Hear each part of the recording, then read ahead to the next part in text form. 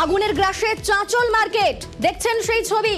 রীতিমতো আগুনের ধোঁয়ায় ঢেকে গিয়েছে চাঁচলের মার্কেট, মালদার চাঁচল। সেই চাঁচলে মার্কেটে কমপ্লেক্সে আগুন লেগে গিয়েছে, তিনতলা মার্কেটের কমপ্লেক্সে আগুন, এবং ইতিমধ্যেই সেখানে দমকলের দুটি ইঞ্জিন পৌঁছে গিয়েছে।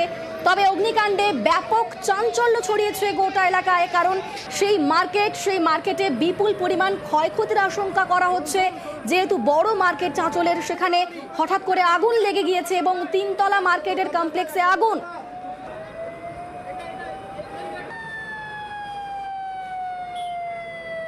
আমাদের সঙ্গে রয়েছেন সেবক। সেবক, কিভাবে আগুন লাগলো এবং এখনো পর্যন্ত কি পরিস্থিতি? দেখো, রাত 10টা নাগাদ প্রথম ওই বহুতল বাজার তার একটি দোকান থেকে ধোঁয়া বেরোতে দেখেন স্থানীয় বাসিন্দারা। এরপর খবর দেওয়া হয় দমকলকে। দমকল ঘটনাস্থলে পৌঁছয়। তিনতলা মার্কেট কমপ্লেক্স, বহু পুরনো এবং প্রতিষ্ঠিত মার্কেট কমপ্লেক্স, একাধিক সামগ্রীর দোকান রয়েছে এখানে। যেটা জানা যাচ্ছে, ওই এলাকায় একটি জুতোর দোকান থেকে প্রথম ধোঁয়া বেরোতে দেখা যায়।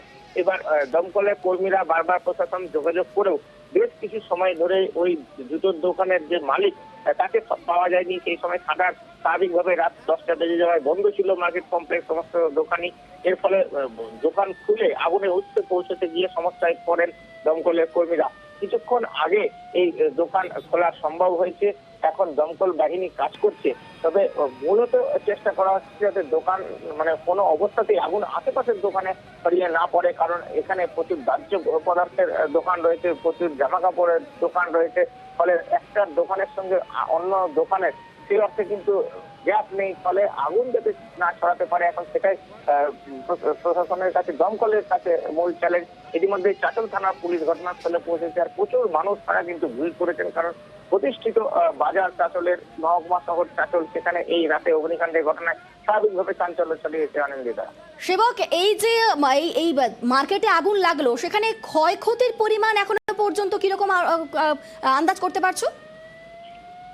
দেখো, এখনো পর্যন্ত ব্যবসায়ীরা যেটা বলছেন, যে জুতোর দোকানে আগুন, সেই দোকান ব্যাপক অংশে ক্ষতির মুখে পড়েছে। এবং এই জুতোর দোকান, এটা কিন্তু প্রতিষ্ঠিত বড় দোকান, কয়েক লক্ষাধিক টাকার মালপত্র থাকার সম্ভাবনা। তবে এখনই ক্ষয়ক্ষতি নিশ্চিত করে বলা সম্ভব নয়, কারণ পুরো বিষয়টি তদন্ত বা হিসেব করে দেখতে হবে, এমনটাই ব্যবসায়ীও বলছেন।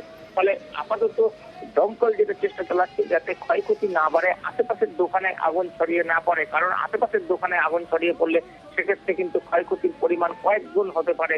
আর এই জন্যই কিন্তু দমকল তৎপরতার সাথে পৌঁছাচ্ছে ঘটনাস্থলে, এবং পুলিশও এলাকা ফাঁকা করে যত সম্ভব দমকল যাতে সহজে কাজ করতে পারে, আগুন মোকাবিলায় যাতে সহজ হয়, আগুন প্রতিরোধ যাতে সহজ হয়, তাই সেই চেষ্টায় চলছে এখন ওই এলাকায়। পান্ডিতা।